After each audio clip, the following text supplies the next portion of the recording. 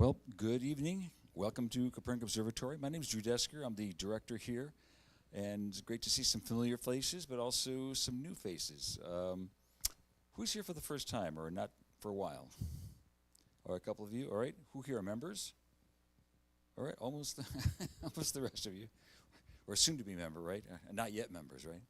Well, what I'd like to always point out is that for those of you who aren't members yet, Kopernik Observatory.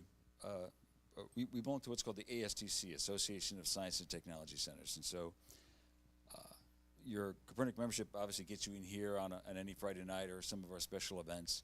But what's nice about it is being an ASTC member, you can get into over 300 and I think it's almost 370 other science centers. So you can go to the Roberson Museum, you can go to the Corning Museum of Glass. A couple of weeks ago, my wife and I were up in Montreal, and we went to the Montreal Science Center. Again, got in for free. In some cases, especially if you bring in a family, you may find out that just that one visit with your family may actually cost you more than a whole year's membership. So, again, you like this kind of place, it's definitely the place to come. I'll talk a little bit about, for those that, again, are fairly new to here. We've been around for over 50 years. We opened in 1974 as a public observatory, and we are now also an informal STEM education facility. We have school groups come in practically weekly for STEM engagement. But we do a whole lot more than, as I say, we're more than 3 telescopes on the top of a hill. We do, again, not only our school programs, but right now we're doing we're getting ready to start up our summer camps. This will be the 34th year that we've offered STEM-themed summer camps for children as young as going into 2nd grade in the fall through high school. And so if you know somebody, either you're a child or a grandchild or nephew or niece that you think might enjoy this, these are, again, they're day camps from 9 a.m. to 3 p.m. Again, for as young as 2nd and 3rd grade, up through up to middle school, and then up to we even offer a camp for high school. So I definitely want to check that out. One of the other things that we do, a number of other special events, one of which is Rocket Fest. In fact, you probably saw, some of you saw people picking up their rockets. People have purchased rocket kits, signed up for a launch window. They'll be building it between now and next Saturday, and right now I think we're somewhere around 156, 157 rockets that we will launch sometime between 9 a.m. and 5 p.m. It's a lot. It's great fun, and so you even if you didn't buy a rocket, you could come up here and watch it. So feel free to come up for that. But the other thing for me that I do is I love these Friday night programs. It's an opportunity for us to really continue our education, especially for some of the younger people here. You notice not everybody is young. Many of us have gray hair, right? And that's really trying to, it's an opportunity to sort of model for you that learning is a lifelong experience. It doesn't end at 12th grade, or it doesn't end in college. And we always like to talk about some aspect of science and technology. And the thing we've been doing for the last 6 years now is we actually have a YouTube channel that we live stream all of our programs. So if you go to YouTube and type in Kopernik Observatory, what's great about this is you can actually go and look at the last 6 years worth of programs. So last week we had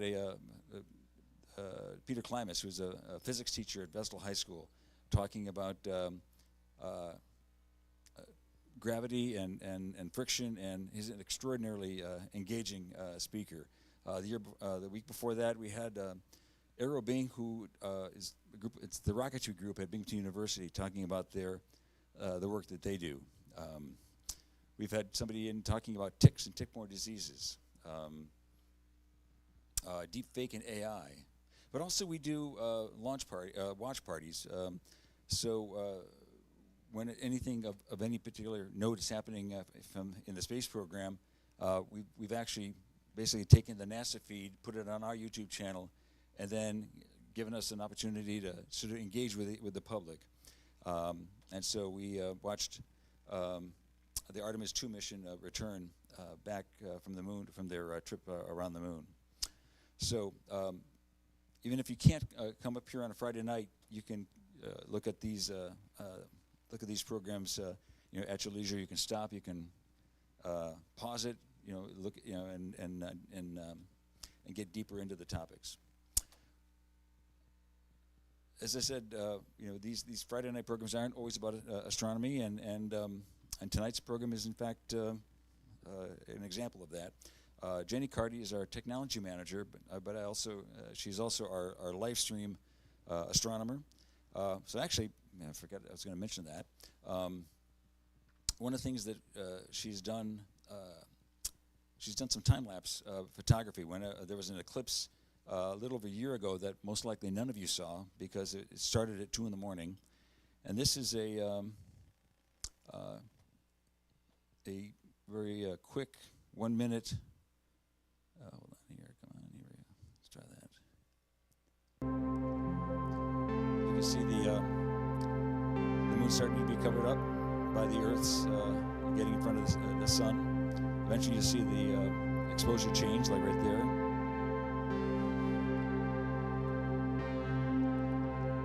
And now here we finally get to that blood moon, where basically it's just red light that's going through our atmosphere that's illuminating the moon.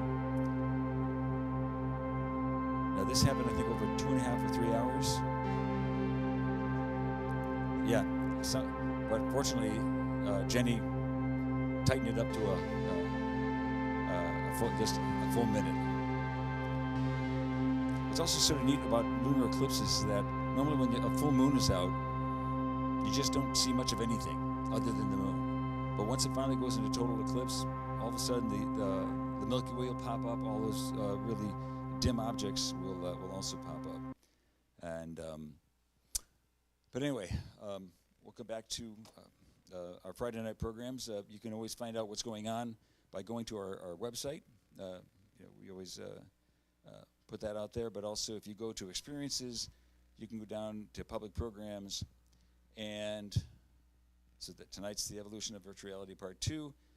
Next Friday night is the Southern Tier Robotics Competition Robot. This is a group of high school students, primarily out of Vestal, that build a robot that is pretty significant. And this year they took it all the way down to the national competition in Houston. So they'll have that robot right here.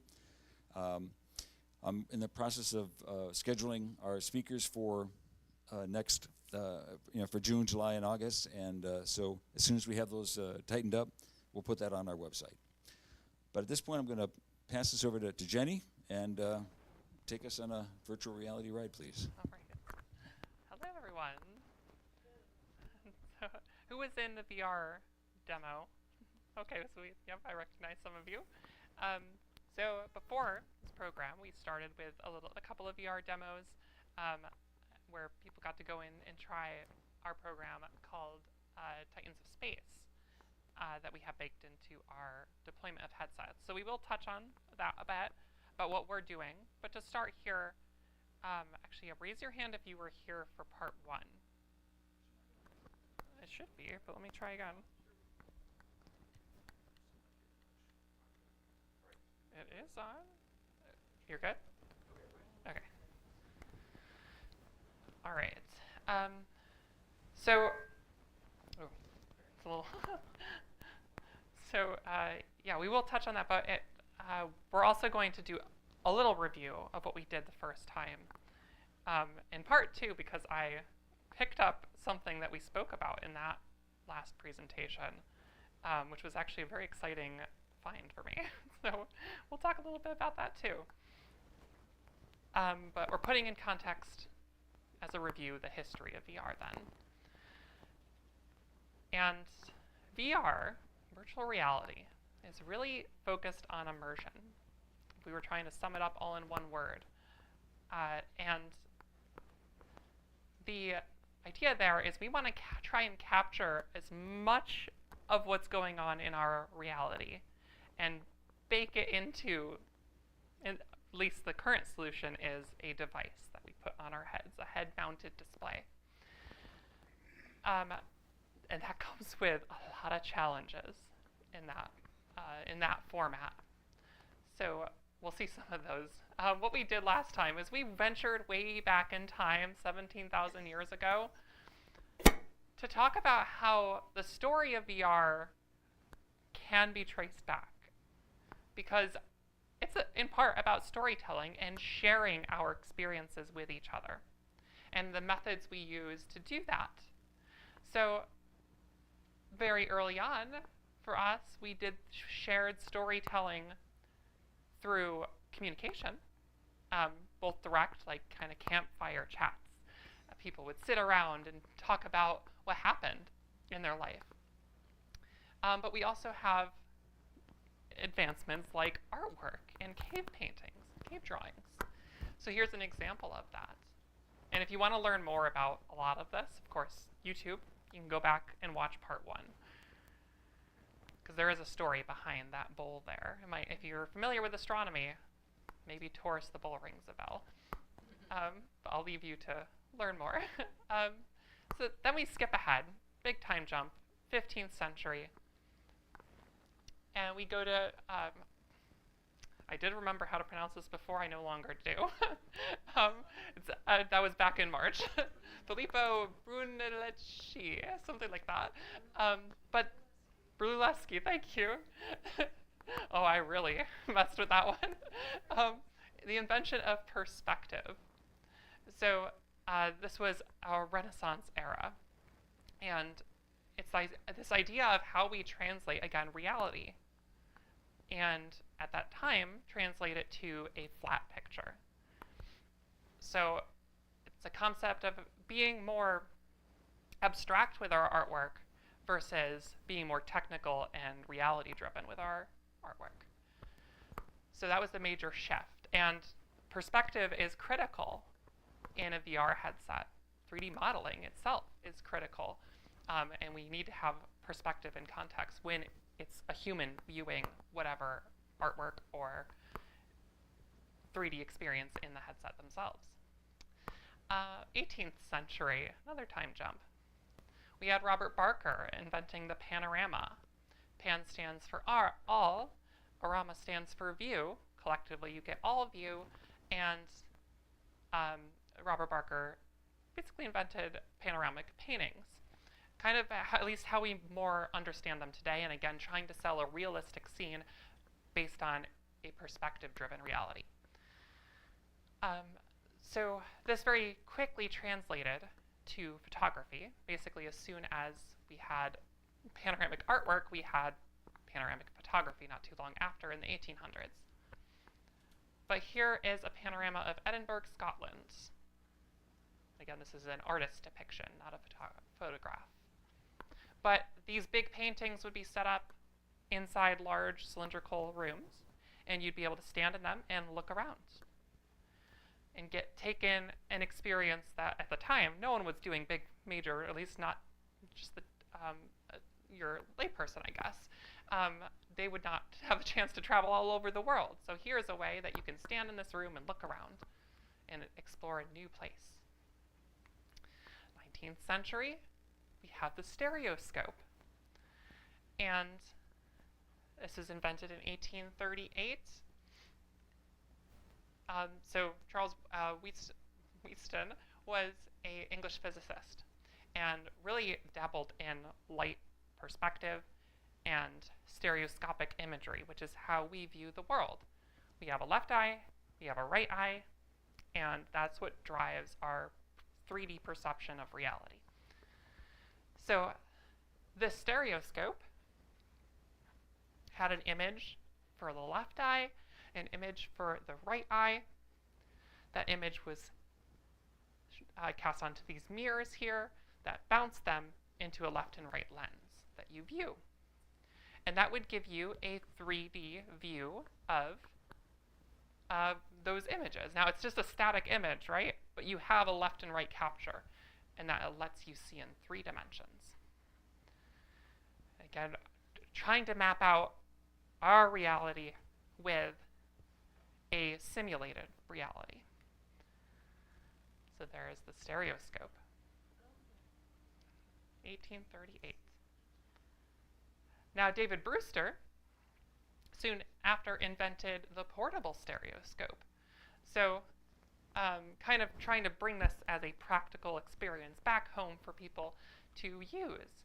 So a Scottish scientist, inventor, and author. And also, if you'd like kaleidoscopes, the inventor of the kaleidoscope.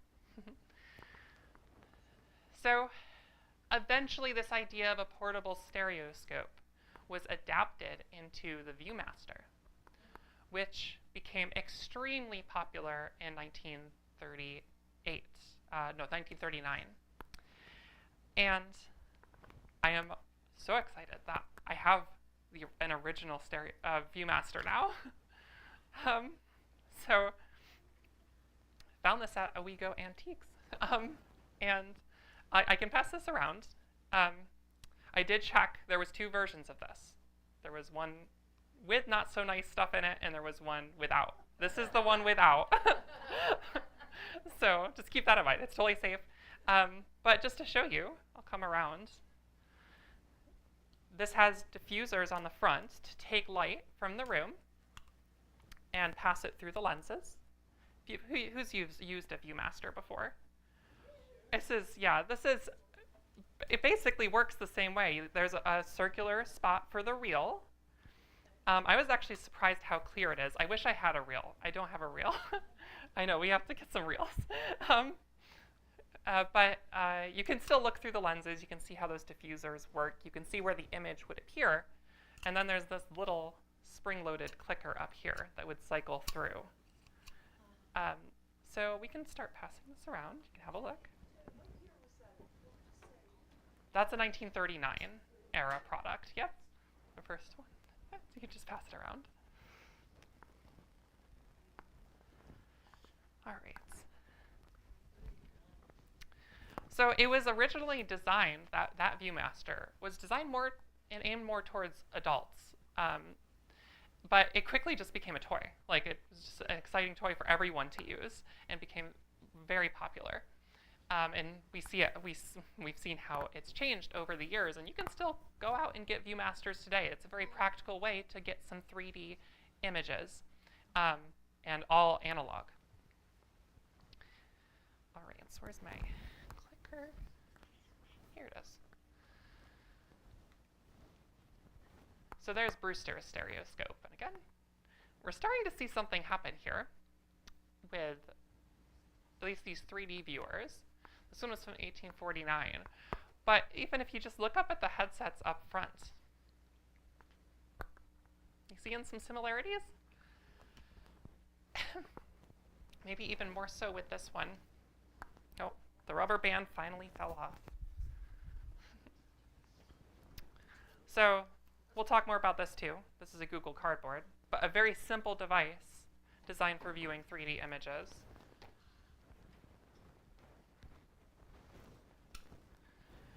All right, we will do a quick little 3D show, because especially for those that weren't here last time, I want to make sure. Oh, let me get the other rubber band off if I can. There we go. Got it? Yeah. And we'll just look through some anaglyph 3D images. We won't spend too much time with this, but know that if you want to take a picture of this slide at this word or just memorize it, anaglyph, that is just this type of 3D. It's using a red filter and a blue filter to match with your left and right eye to display 3D like this text up front, which should look kind of 3D. Now, for those that are watching on the live stream, if you have those anaglyph glasses at home, go break them out and watch along. Yes, definitely. Incidentally, I have probably my very first pair of 3D glasses, which my mom found recently at home. And These came from an awful movie called Spy Kids 3D. It was fun in 3D, but not a good movie. Entertaining enough, though. And there, like, instead of the modern, your more modern 3D stereoscopic glasses, your real 3D experience at theaters, this was what you do back, even when movies really first started and you got that color experience. This technology is very old, but it works pretty well. So we'll click through some of these pictures of Kopernik. You should be familiar with a lot of these spots.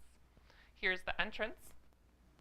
And with some of these, if you move back and forth, you might see some shifting in the image. And again, if you take your glasses off, you can see how this is working. There's two images overlaid on top of each other. We have a red-hued image and a blue-hued image. And then those come together to your left and right eye. I like this one. This one's pretty good. Yeah. The table really stands out on this one. All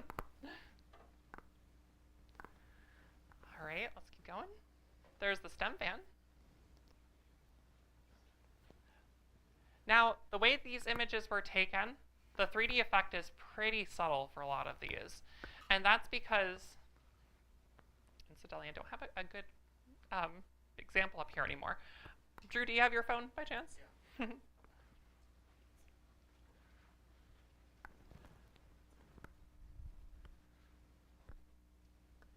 Yeah, just to show you like the camera array on the back. If you have a camera that has more than one sensor on it, a lot of the times you can take 3D photos because when you hold it side by side, you have a left eye and you have a right eye.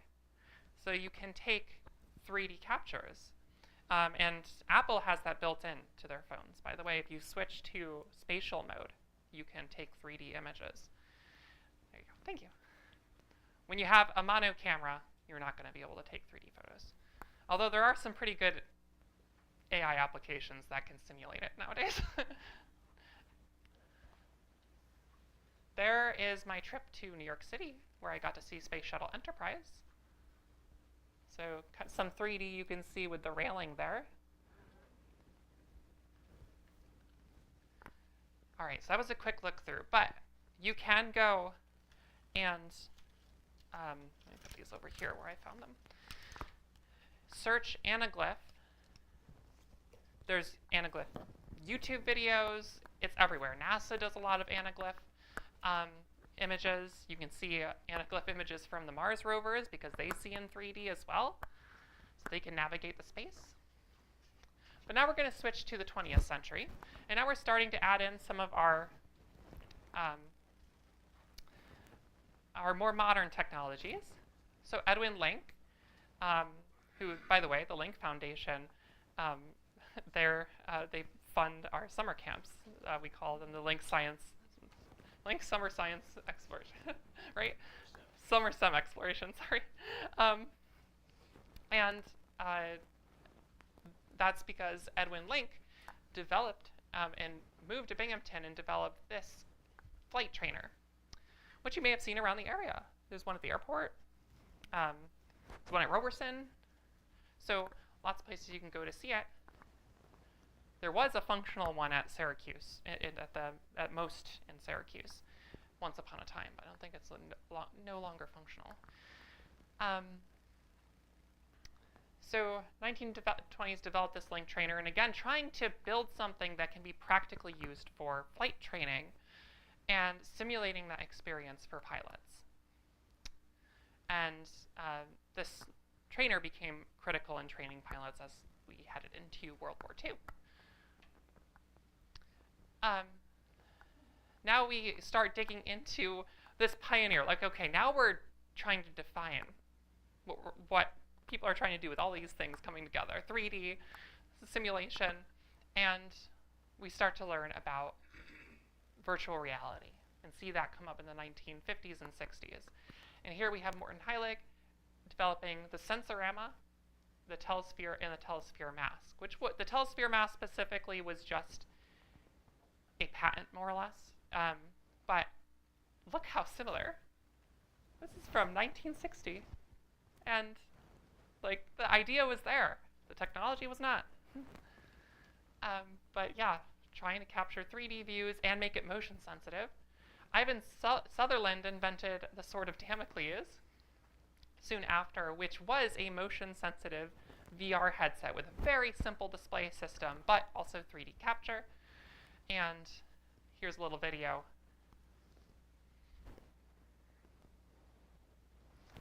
of how this crazy device worked. And again, if you want to learn more about the Sword of Damocles, we did go more into detail in part 1. But there's the image that was displayed. And kind of this dips into augmented reality, where you're blending real world with the virtual world. Now we get into approaching the modern era and where VR is today. So we have Brenda Laurel here. And this is not correct, that subtitle. But she was a pioneer in virtual reality and developed this place called a placeholder installation, which is where people could come kind of like in an art exhibit format and test where VR was going and see it for themselves. And Brenda was very specific on what VR is. She's still active today in the VR space and in immersive technologies. And what she speaks to is how virtual reality is not just a 3D image. It's not even just a 360-degree or 3D video. Virtual reality is much more. You have to start incorporating more of the senses to achieve virtual reality. And we might not all get there in the end completely, but this era in the 90s and as we entered the 2000s had all sorts of devices, including NASA's View, the Virtual Interface Environment Workstation. It was a head-mounted display developed at NASA Ames, and a major goal of this, training astronauts. And NASA does have virtual reality gear to train astronauts to this day. The Nintendo Virtual Boy is perhaps what kind of made VR go quiet for a decade or two. Released in 1995, and it was the first system that could render stereoscopic 3D graphics. The trouble with this, VR was a known quantity, true VR, motion sensitive, where you could stand up, like the NASA View, stand up, walk around, you'd have some controls, even NASA had hand tracking working on their headset at the time. And this could render only 3D graphics and only a 3D image. So going back to Brenda's idea there, that's not enough. And people expected more than what the Virtual Boy could really do. Also, it came from this is the problem. Dimension with its own brain, its own voice, its own legs. There's only one problem. It needs your eyes. Virtual Boy. See it now in 3D. That's a real ad for the Virtual Boy. Kind of a problematic one. Because, like, do you want this thing to, like, hurt your eyes? What's going to happen to me? Like, yeah. Not the best ad for a new product. So, okay, VR kind of dies out for a while. At least in, like, people still knew of it. There was still research happening in the VR space. But in our day-to-day lives, we weren't doing much in the VR space. But things went quiet for a while, and there were signs VR was about to make a comeback. So, some technologies that started to arise in the 2000s and then into the 2010s.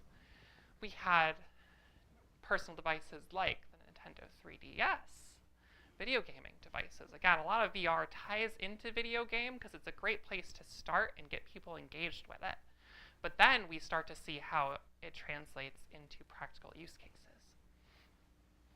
So Nintendo 3DS is a great example. It was a video game device, 2 screens like the DS was known for, But the top screen, if you look over here, there's this little toggle on the side where you could toggle how strong the 3D effect was.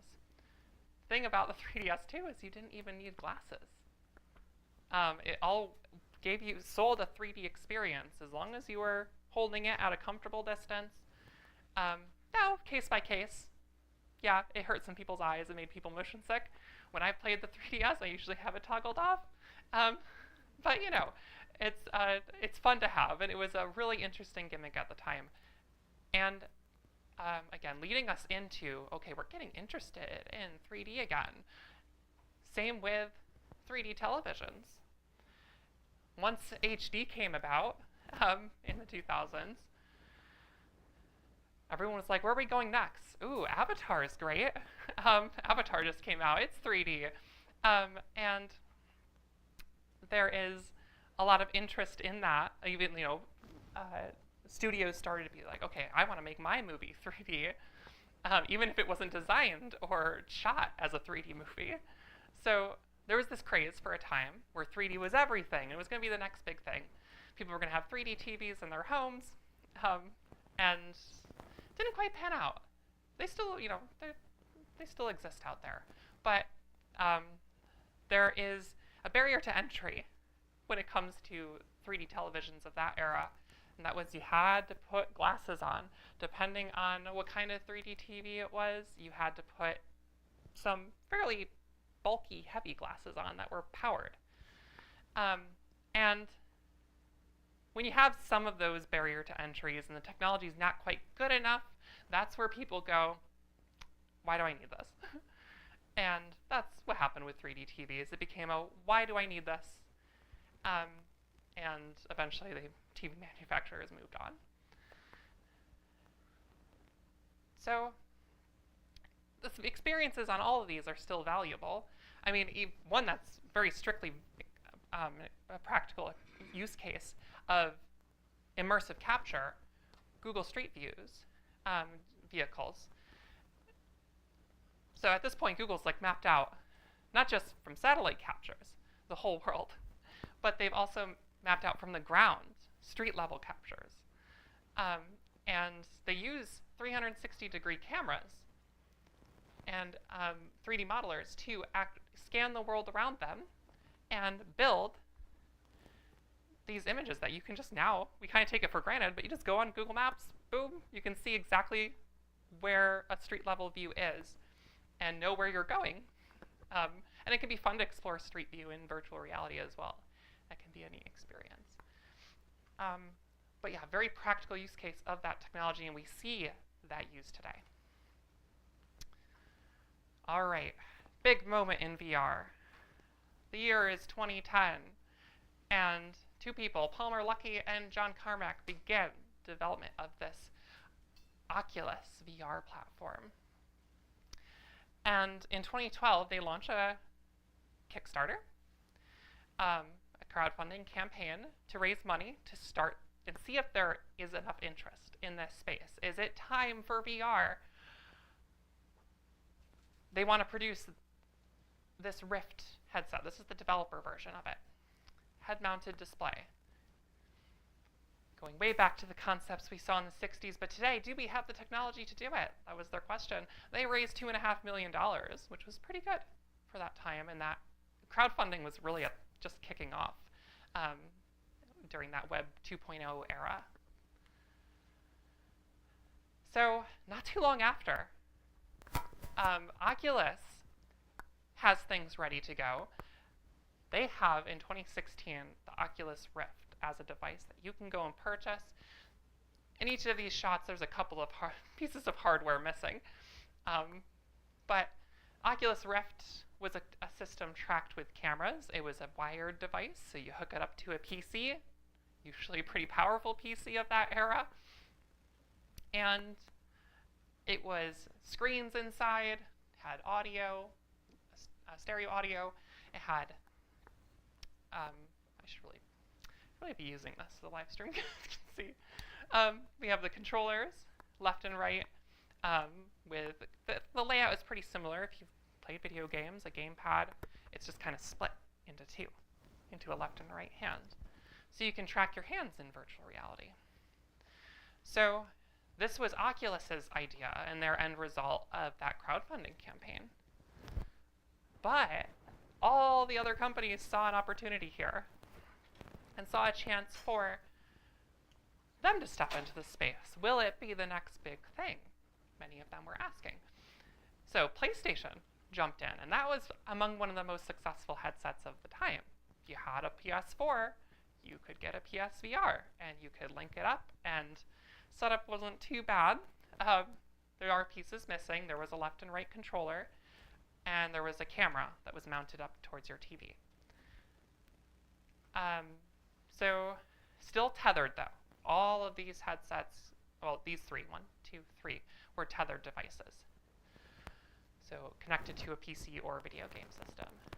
HTC Vive was another alternative, perhaps the best option of that era.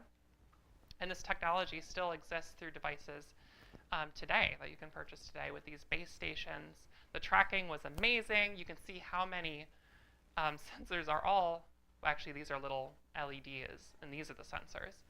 And all these tracking points that can be used on the device. Superior tracking to everything else that was out there.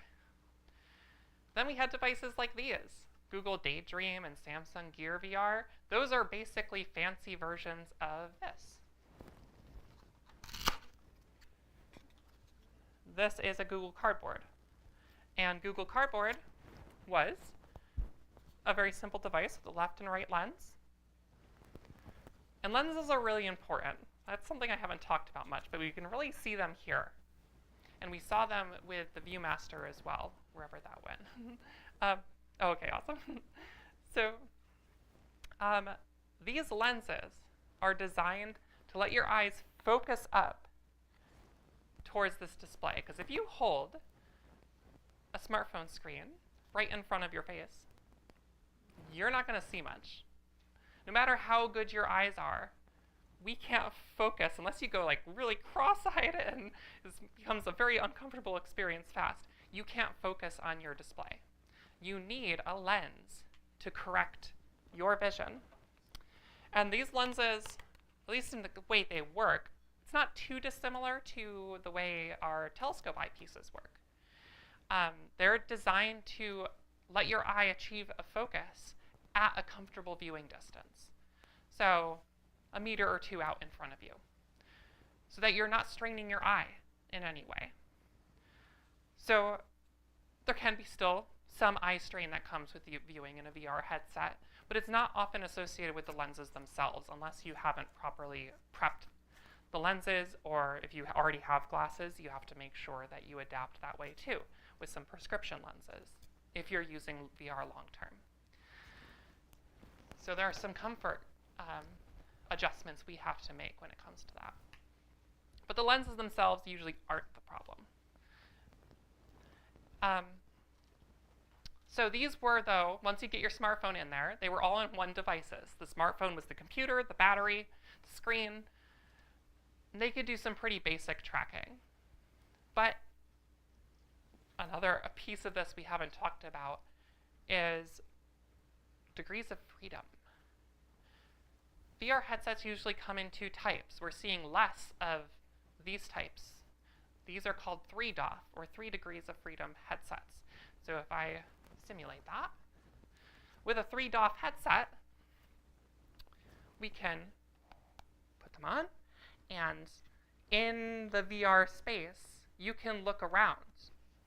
You can do this, you can do this, you can do this. You can't do this. You can't walk through the space.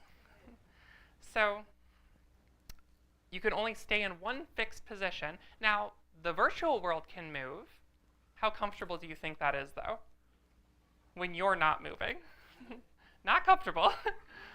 So these 3DoF devices had their limits. And it was a compute limit. It was a sensor limit. So in 2016, you could not just have a super comfortable VR headset you just put on your head, no tether, and have a good experience. You can have an okay experience. It'd be interesting. There'd be some value. But these are where VR was its strongest at the time. So now we're in this new era. Not quite a decade later, a whole bunch of new devices came out. And leading up to this too, Oculus, which eventually Facebook bought, and then Facebook became Meta. And so they started coming out with their own lines of headsets under that Oculus branding at first. So there was a device called the Oculus Go, which was an all-in-one device, but just 3DOF. Then they came with the Quest, and this is Quest 2, but there was a Quest 1. And this was an all-in-one device, both Quest 1 and 2. Screens are in here, lenses, batteries in here, computers in here, everything you need. No tether. And this is a 6DOF headset. And if you tried our demos today, you were using 6DOF headsets. And what that means is that you can move this way. You can look around in 360 degrees. But then you can also translate this way, forward, back. You can, maybe don't recommend it unless you're in a very safe, secure place. You can jump. You can have your hands. Well, if you try the demo, you know a lot of these devices, I think even Quest 2 and Quest 3, they can hand track. Oh, sorry. So they can track your hands in real 3D space. Or you break out the controllers, and these can be tracked in 3D space. All right, so there was some growth there. But this was the next big step, where like a lot of devices came out all at once.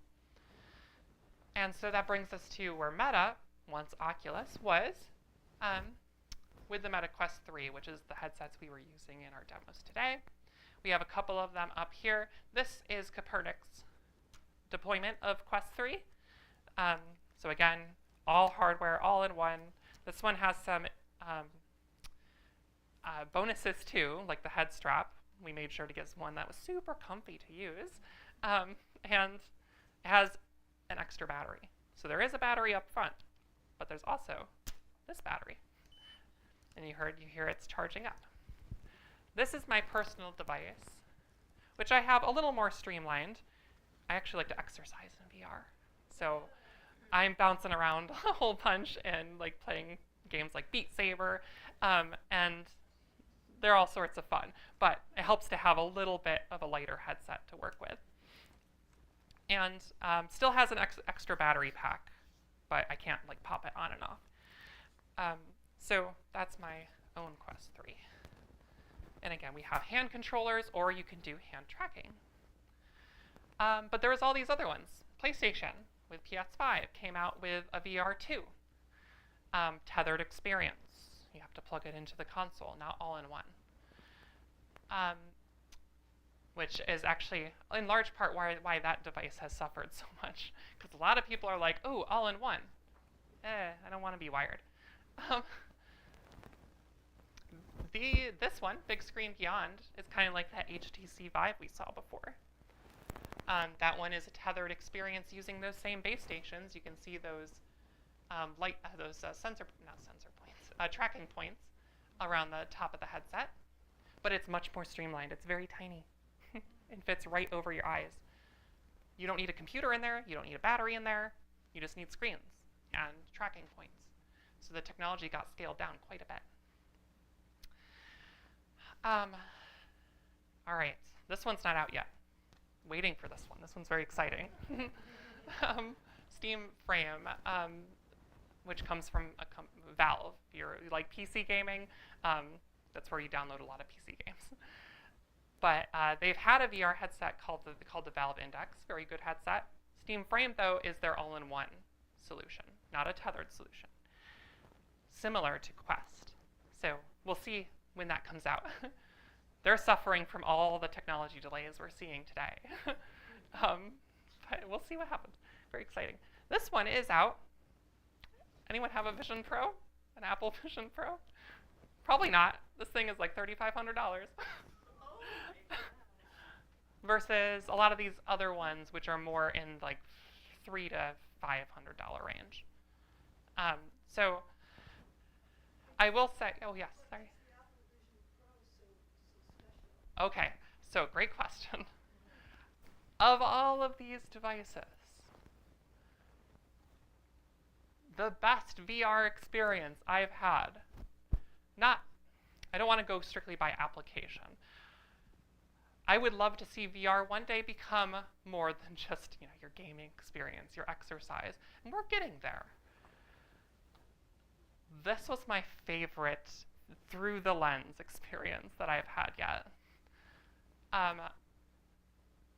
The clarity was amazing. These headsets, a lot of them still suffer from, and we will touch on that a little bit, pixel density and how high resolution the screens are. This is very close to real life and how your eyes perceive it.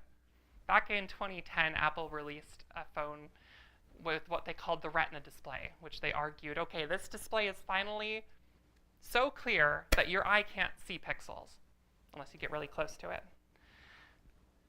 VR headsets are very challenging to get to that point because you're dealing with lenses and screens right up against your face. You got to really cram in a whole bunch of resolution into them. Apple's pretty much there, though. Very clear display. On the other hand, oh, actually, I should mention one more pro of Apple.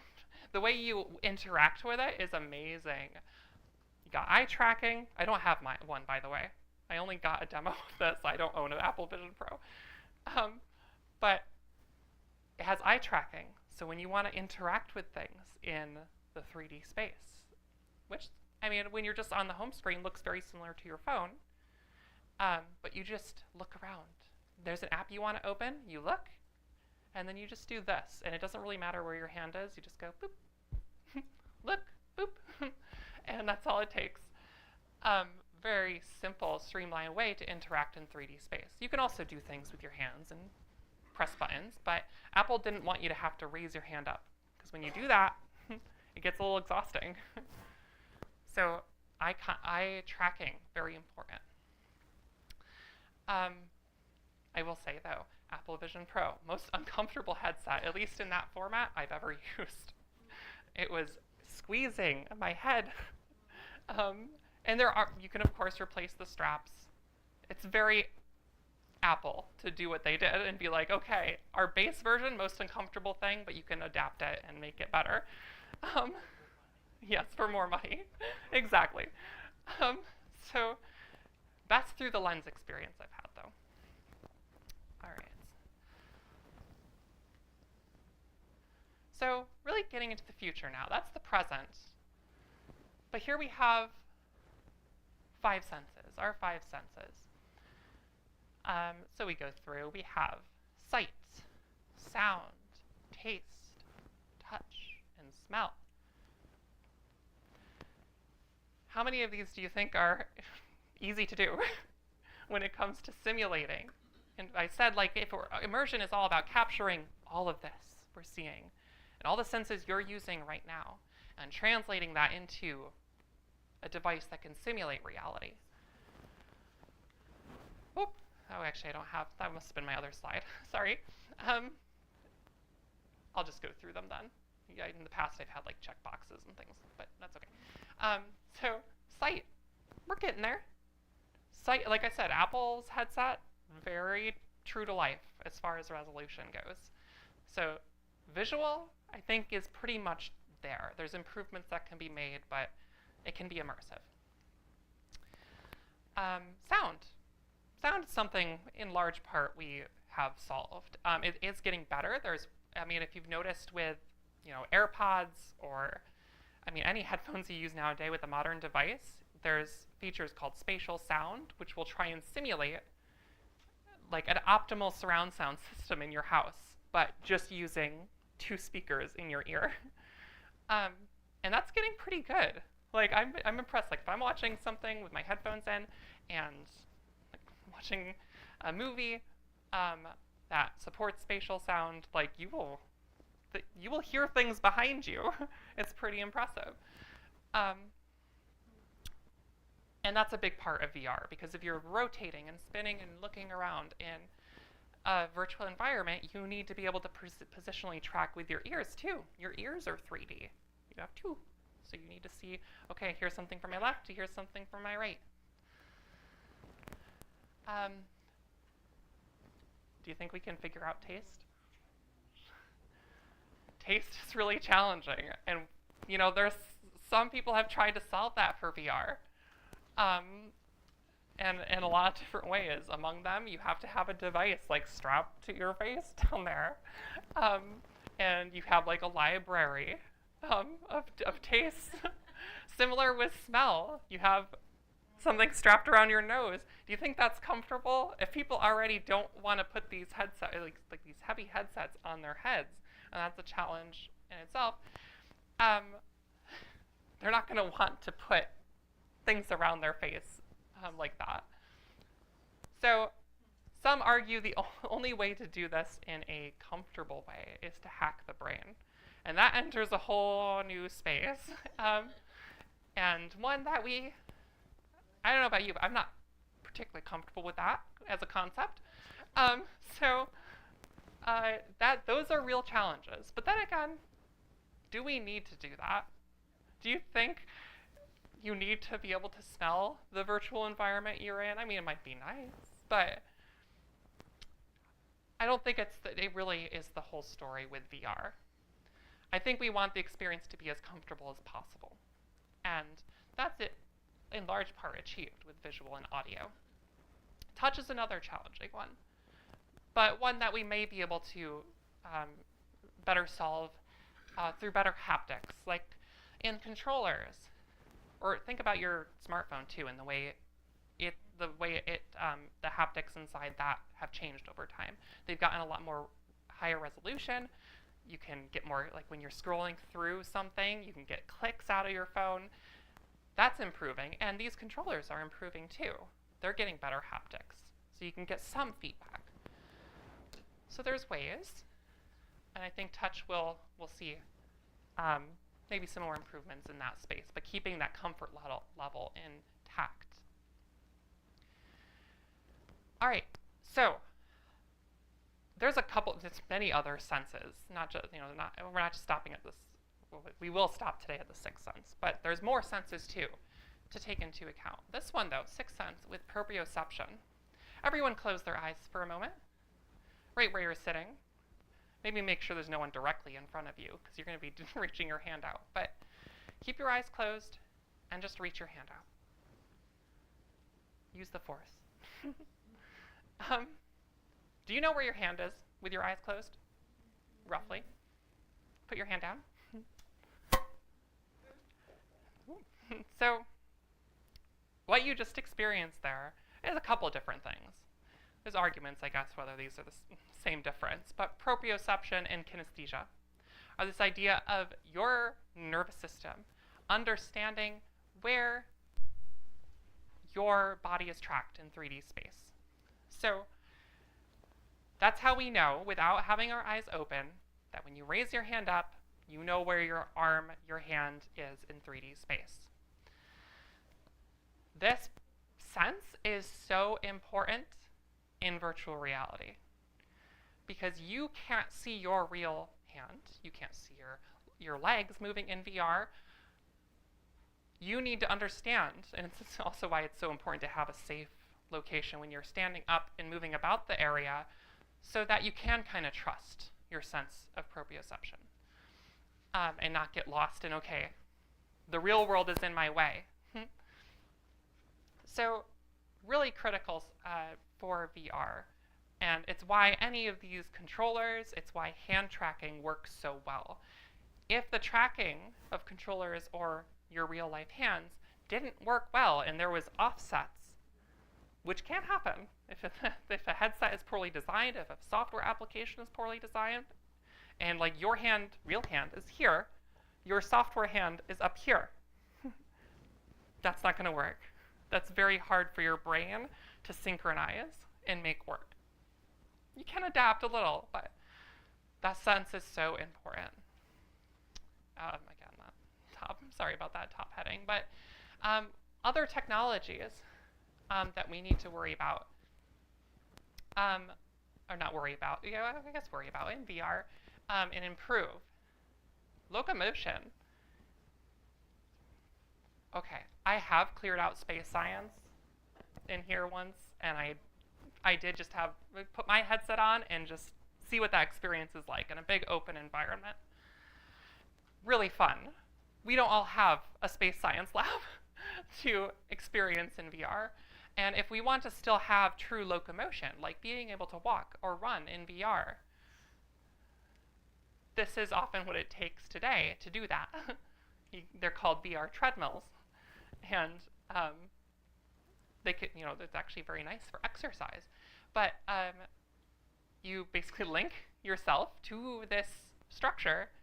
You have low friction pads on your feet, a low friction surface down here, so that you can just run or walk, and your body is being tracked in that space. So solving locomotion is a big part. And again, we're not going to all have these big cumbersome things at home. So how do we better solve that? Those are problems we need to figure out. Field of view is another important one. Limits of human vision go out towards 220 degrees. Modern headsets are out here, and they really haven't improved much. Moving into like 110 to 135 degree field of view. Basically what that does to you is you get binocular vision. So if you've looked through binoculars before, that's what a VR headset can be like. It doesn't completely ruin the experience, but if you're trying to sell real reality, you have to improve that. Down here, resolution. We talked about that before. We can always improve that. There's diminishing returns, though. Your smartphone's resolution hasn't changed much in the last, honestly, even 10 years at this point. It's kind of a solved problem. Your smartphone screen is clear enough. VR headsets need to get a little bit further along. Then things like how we experience reality in terms of lights. Our eyes are very good at seeing, even in this room, like look around at the bright areas, look around at the dark areas where there's shadows. You should be able to see detail both in bright and dark, no matter where you look. Your eyes are very good at doing that. Screens have more of a challenge. Trying to achieve a peak brightness like sunlight that you'd experience in the real world is very challenging to do, and you're not going to even be able to physically do it on a screen. But you can try and get approach there, so as far as your brain's concerned, it's just as bright. That's this idea of HDR, and a lot of modern monitors and TV screens have HDR, high dynamic range, where you can see bright brights and dark shadows, but get detail in everything. We need to see screens in VR headsets that achieve that, again, to sell a better reality. Okay, so those are some things. I didn't really go into like what headsets we may or may not see in the future, because it's a very open question, especially right now in the VR space. There's a lot of changes happening, and we're not quite sure where it's going to go on that front. What technologies will be explored? I will say, like, one of the best experiences you can have right now, like pure best experiences, are these VR arcades that you can go to that hook you up with a very high quality VR headset, vests that let you, they're called haptic vests, that let you interact better with the environment. They may have smell and touch worked out a little bit as well. My favorite experience of all time was that, and it was actually 10 years ago at this point, where the experience was so immersive because anything you reached out to try to touch, for the most part, in the virtual space was there in reality, or at least some rough model of it was there. So you could reach out and, oh, I was a Star Wars experience. So you reach out and there's a droid in front of you, like a little R2-D2 droid. reach out and touch it, and it's there. You can feel the droid. And so it's this matching. There was like, we were on this lava planet, right? And it was hot. I felt that they had the room like really cranked up. You could feel heat. You could smell sulfur. It was a really amazing experience. And those are still to this day where you can have the best ones, where it's incredibly immersive. They're short, but they're sweet. And it's kind of where our model falls with Kopernik's VR classroom, is we want our experiences to be comfortable, which means being shorter, on the shorter side for a lot of people, and they need to be immersive.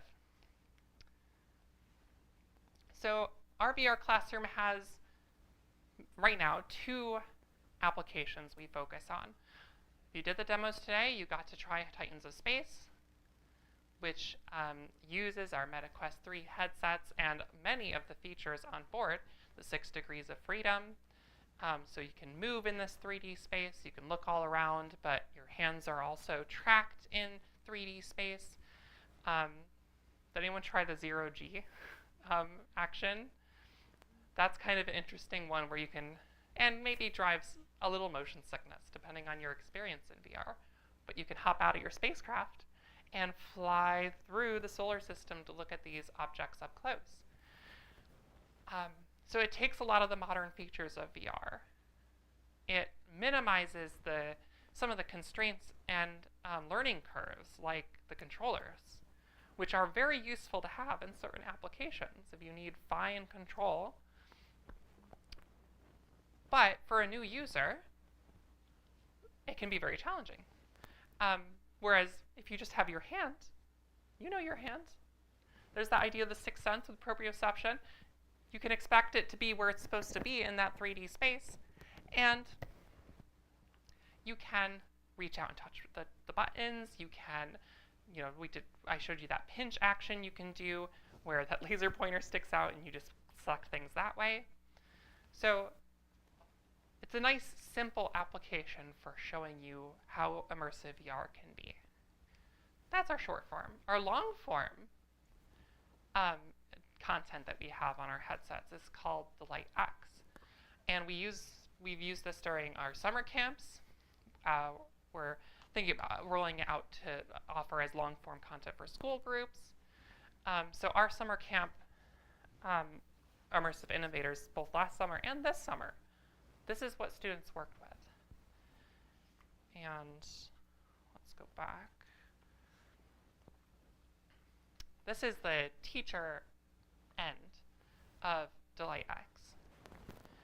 And this is more like prototyping, a prototyping development environment where students can build experiences in a 3D space and then view those experiences in a VR headset.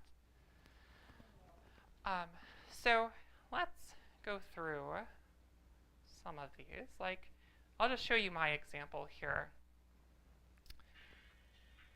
Meet the teacher. And you can see this is the development environment. And on its face, it's pretty simple. You just see this 3D environment, but you build in Delight X. And you build through a library of 3D models. You can basically search for any model you like, and a lot of them will pop up. You could see I have a TIE fighter and an X-Wing out there. So there's a lot of things. Or you can upload your own 3D models into the space. Ones that you design or ones that you download online. You can bring in images and videos, and all of that can be displayed in this 3D environment. And with our Quest headsets, it's a 6 degrees of freedom environment. So you can actually walk through the space yourself. There's features like editing the environment here. So right now I have it set up to be on the moon, but let me switch over and we can be in a city. Or here out looks like in a desert. But we liked the moon. We'll go back to the moon. You can also see there's all sorts of features like this weird path. And that's exactly what it is. It's a path. So once we go in, you'll see what that path is about. It's a path for something to follow and track along it. Yeah, right? A little nod to Artemis. And Apollo, for that matter. So you can build different scenes, so you're not restricted to just this one space. You can go out and build scene by scene. And if you're really good with your programming, you can trick the viewer into thinking that they've stayed in the same environment. They've just, you might have a loading screen of some variety, but otherwise, we teach the students to be clever with how they program their space, because that's exactly what developers do in software, and specifically in experiential software. As long as it works for the viewer, you might know that there's all these sort of magic tricks happening in the background, but the user doesn't, and that's one of the things we like to teach. So there is a programming language in DelightX that commands movement, it commands animation, various actions. There's if this, then that coding. It's based on Blockly, so you're just piecing together block by block what happens in your space, and you can categorize them too, so you can have programs running simultaneously. There's some fun ones in here. So let's hop in. We're gonna hit, so you can do this on a flat screen, but keep in mind you would be viewing this ideally in a VR headset and walking through it yourself.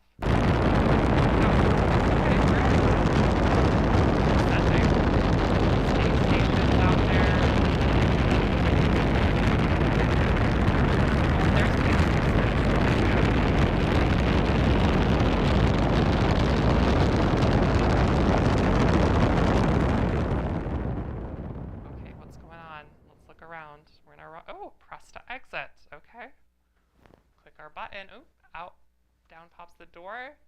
Looks like I can hop on down. Okay, let's look around. Any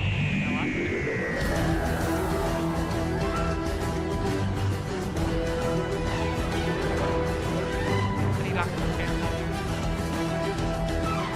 So, you have your doctor stand. Spinning around.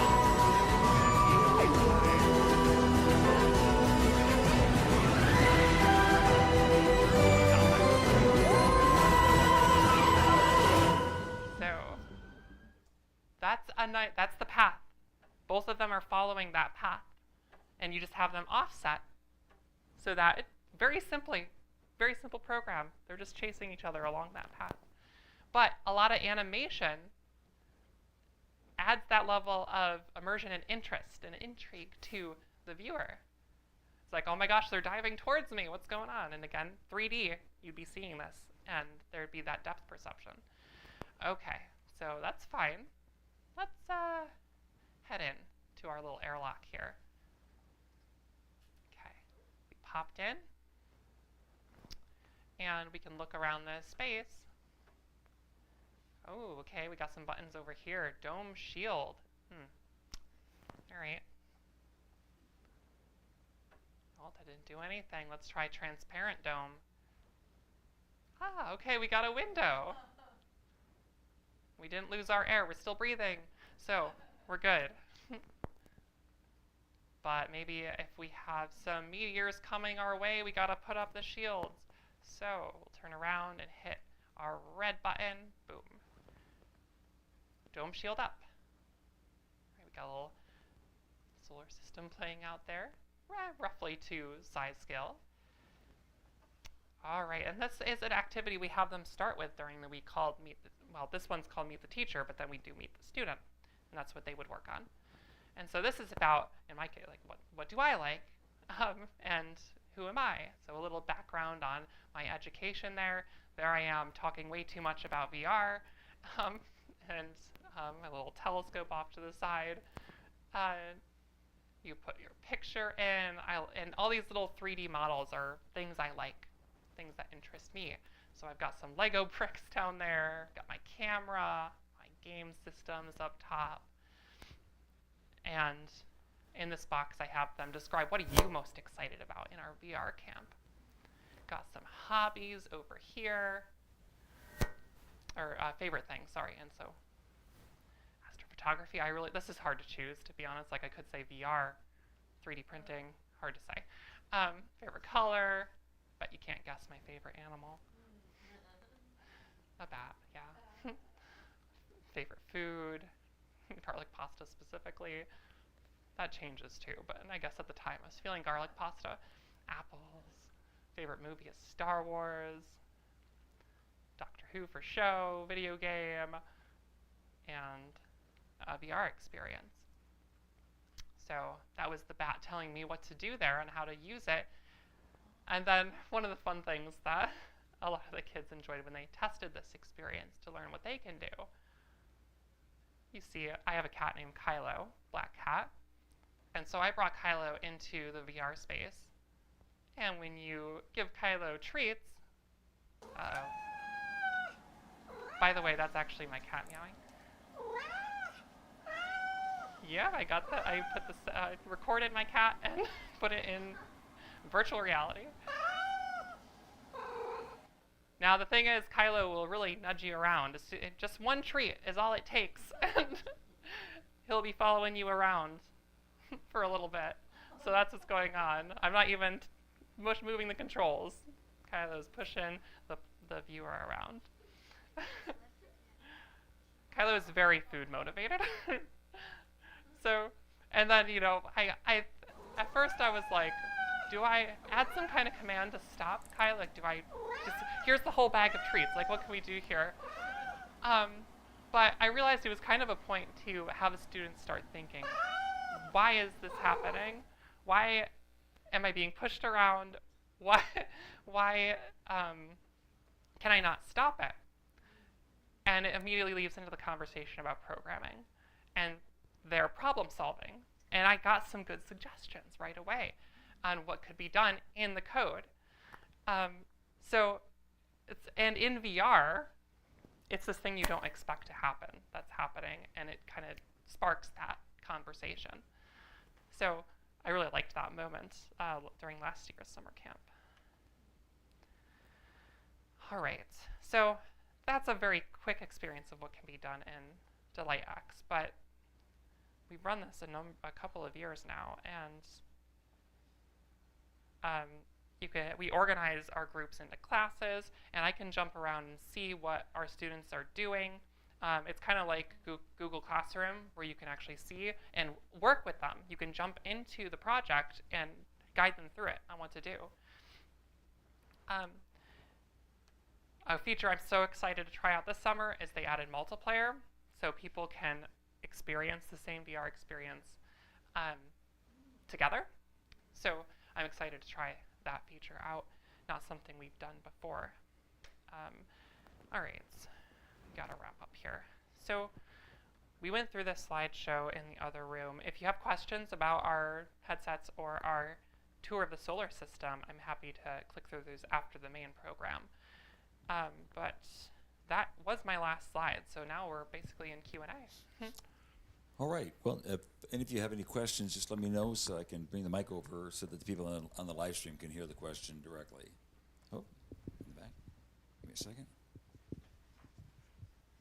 So Jenny, I was thinking about when you talked about, I'm trying to think about VR, virtual reality, it's like a different kind of reality, because like you were talking about how cool it was to like being lava and the heat and the smell, and I wonder, it's virtual reality, but there's something engaging about like the surprise that it's like reality on steroids. Like, can you speak a little to like, because it's not reality. Exactly. Yeah, that's a great point. So like there's levels of this. We've talked today a little bit about augmented reality, which is that to some degree term has dropped off a little bit, entering more of a mixed reality space. So there's that concept, XR. So XR is mixed reality, bringing virtual and real world more together and aligned. Meta argues this is a mixed reality headset, and to some degree, yeah, it is. Some issues with pass-through, though, in like trying to sell real space. It's okay, but it's very low resolution compared to real life. So when you try and bring in the real world, you're still looking at the real world on a screen. It is a 3D capture, so that's immersive, but it's low resolution. So that has its own challenges. But yeah, virtual reality is this idea of we have this opportunity now to take a good portion of how we experience the real world with our senses and move it into a place that's brand new or not experienced before. Movies do this, books do this. Lots of media do this to some degree, where your brain's like playing out scenes and imagining and exploring. VR is kind of the end goal of taking you somewhere brand new. And that Star Wars experience was a great example of that. Star Wars isn't real, but here I was facing down Darth Vader right in front of me in 3D with all these senses activated. And the cool part about that too, and why those arcade experiences are so exciting, is because they're just like a movie is designed and curated. Those experiences are designed and curated so that you experience exactly what they intended, but you still have some free will in the space to navigate it how you like, but otherwise being guided on an on-rails experience. And it's all designed to be as comfortable as possible, and that's huge. And that's sometimes the barrier to entry of things that we do at home, is that there's a lot of variables at play. You're not on rails. You can throw your controller into a TV. There's a lot of things that can go wrong. So these curated experiences are so powerful, and they can really bring you somewhere new. So I'm wondering if you can speak at all to sort of training opportunities. Like I think I remember seeing a few years ago there was a company, actually a startup company here that was doing training videos like for electricians. Yes. But I'm thinking like for surgeons, to do basically do VR surgery, where I'm thinking haptics really has to be very much part of that. And I'm wondering if you know anything at all about that environment. Yeah. So we kind of touched on the NASA side of things, both with their original idea with NASA View, but then their more modern concepts that use even devices like this to train astronauts. And I guess we can keep putting it in that context, because NASA does try their best to simulate things that happen in space here on Earth. And one of the ways they do that is they have the biggest pool in the world to simulate as close as they can a zero-G environment. And they put them in the spacesuits, so everything in the way they have to manipulate the environment is as close to it as it can be without going to space. The VR side of things comes with a lot of limitations when it comes to selling that kind of haptic, that touch experience. And so where VR training kind of exists right now is visual and procedural, I would break it down to. So you're learning what you will see, what state it will be in, and then the procedure on what to do next. And that's how a lot of the VR training applications work today.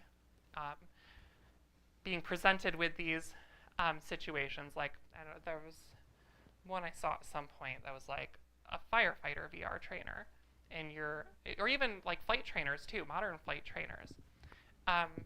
You're trying to put them somewhere where the experience is close to what they'd see in the real world, but train them on the procedure. And then there's that next layer where they will get more direct experience. And that's the scale. That's how we step up in our day-to-day lives too, how we build our experiences. So I guess that's kind of where training exists to this day. Right. Yeah. Any other questions? Give me a second. Just to comment. So if you're down at the Intrepid, about 10 blocks from there is Eclipso, which is a really good experience. I did the Titanic a couple weeks ago, and then I did the Coliseum. And you are moving around. It's a fairly large room. There are some things, some glowing objects you can touch. A seagull will fly away, but this was really great for me because someone was asking me about the headset. I have no idea. I just tried to look it up, and they don't tell you whose headset it is, so I don't know. But it was really good. So very close to the Intrepid. Oh, I'll have to look that one up. I haven't heard that one. Yeah, those curated experiences, and a lot of times they are kind of proprietary in the way they build the technology and the devices that work there. So, yeah, really, the one I went to, unfortunately, the pandemic kind of took that company out because, like, no one could go to a VR arcade. But I think it was called, nope, I'm blanking on it. I lost it, but maybe it'll come to me. But yeah, they sadly didn't survive, but they were true pioneers in that space. Yeah. All right. Any other questions? Well, Jenny, thanks again for an outstanding presentation. Again, so we invite you either to come next week, either in person or virtually, as it were, through our YouTube stream for the Southern Tier Robotics competition. This robot is extraordinary. I mean, literally, it probably goes about 100, 120 pounds, about at least 3 foot high, and quite exciting to see what these high school students have done. We bring them up every year. Every year, their robot is different, and they learn from previous experiences and pass it along, and so it'll be a great opportunity, and I'll make sure I get the order for Clearer Skies for next Friday. So thanks again for coming, and we'll look forward to seeing you again.